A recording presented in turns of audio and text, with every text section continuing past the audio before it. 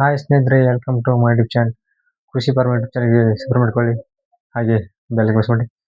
ನಮ್ಮ ಚಾನಲ್ಗೆ ಹೊಸದಾಗಿ ಯಾರು ನೋಡ್ತಾರೆ ಅವರೆಲ್ಲ ದಯವಿಟ್ಟು ಸಬ್ಸ್ಕ್ರೈಬ್ ಮಾಡ್ಕೊಳ್ಳಿ. ಹಾಗೆ ಬೆಲ್ ಮಾಡಿಸ್ಕೊಳ್ಳಿ. ನಾವು ಯಾವುದೇ ಹಿಡಿದ್ರೆ ನಿಮಗೆ ಯೂಸ್ಫುಲ್ ಅಂತ ಹೇಳ್ತಾ ಒಂಚೂರು ಟೈಮ್ ವೇಸ್ಟ್ ಮಾಡ್ತಾನೆ. ಬನ್ನಿ ಸ್ನೇಹಿತರೆ, ವಿಡಿಯೋ ಸ್ಟಾರ್ಟ್ ಮಾಡೋಣ.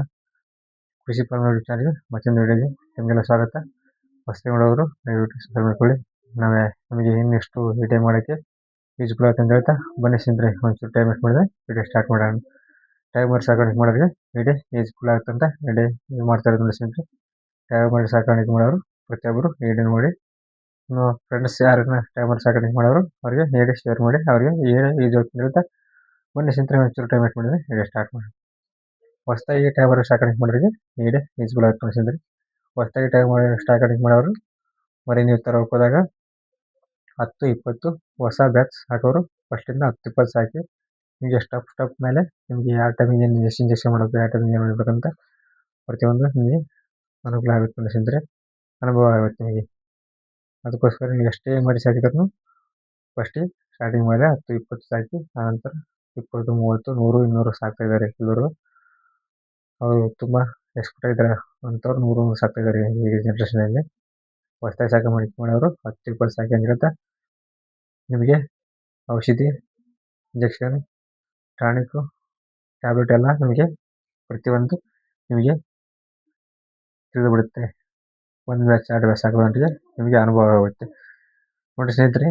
ಮರಿ ಸಾಕಾಣಿಕೆ ಮಾಡೋರು 10ರಲ್ಲಿ 20ರಲ್ಲಿ 1-2 ಅಂತೆ ಮರಿ ಡೆತ್ ಆಗೋ ತುಂಬ ಚಾನ್ಸ್ ಇರುತ್ತೆ.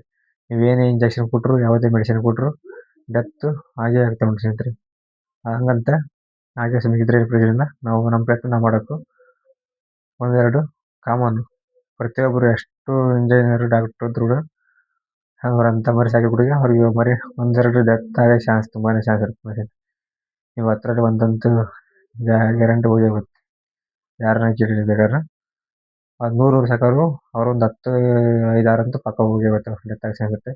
ಹಾಗಂತ ಏನು ಮಾಡೋಕ್ಕಾಗಲ್ಲ.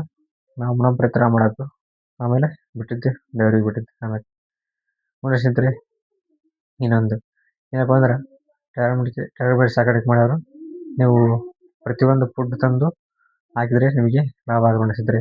ನಿಮ್ಮ ಜಮೀನಲ್ಲಿ ಒಂದು ಆ ಮೇವು ಸ್ವಲ್ಪ ನೈಪರ್ ಅಂತ ಅದು ಇದು ಮೇವು ನಾನಾ ಥರ ಮೇವು ಇದೆ.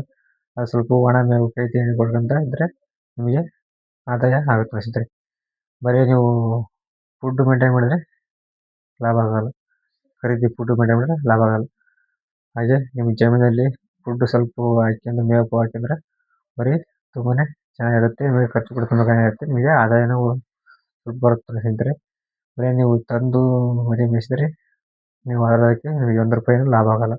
ಅದಕ್ಕೋಸ್ಕರ ನೀವು ತಂದು ಮರಿಗಳನ್ನ ಜಮೀನಲ್ಲಿ ಸ್ವಲ್ಪ ಮೇವು ಹಾಕ್ಯಂಡು ಮೇಯಿಸಿದರೆ ಹಸಿ ಮೇವು ನಿಮಗೆ ಆದಾಯ ಆಗುತ್ತೆ ನೋಡಿ ಸ್ನೇಹಿತರೆ.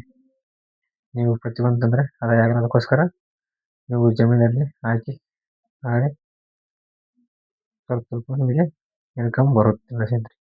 ಬರೀ ನೀವು ಆ ಥರ ಹಂಗೆ ಮಾಡಿದ್ರೆ ನಡೆಯೋದಿಲ್ಲ ನೋಡಿ ಸ್ನೇಹಿತರೆ. ವಿಡಿಯೋ ಇಷ್ಟ ಲೈಕ್ ಮಾಡಿ, ಶೇರ್ ಮಾಡಿ. ನಮ್ಮ ಕೃಷಿ ಫಾರ್ಮ್ ಯೂಟ್ಯೂಬ್ ಚಾನಲ್ಗೆ ಸಪೋರ್ಟ್ ಮಾಡೋದು ಹೇಳ್ತಾ ಮತ್ತೆ ವಿಡಿಯೋ ಇಷ್ಟ ಲೈಕ್ ಮಾಡಿ, ಶೇರ್ ಮಾಡಿ. ನಮ್ಮ ಕೃಷಿ ಫಾರ್ಮ್ ಯೂಟ್ಯೂಬ್ ಚಾನಲ್ಗೆ ಸಪೋರ್ಟ್ ಮಾಡೋದು ಹೇಳ್ತಾ ಮತ್ತೆ ನೋಡಿ ಸ್ನೇಹಿತರೆ, ಥ್ಯಾಂಕ್ ಯು ಸೊ ಮಚ್.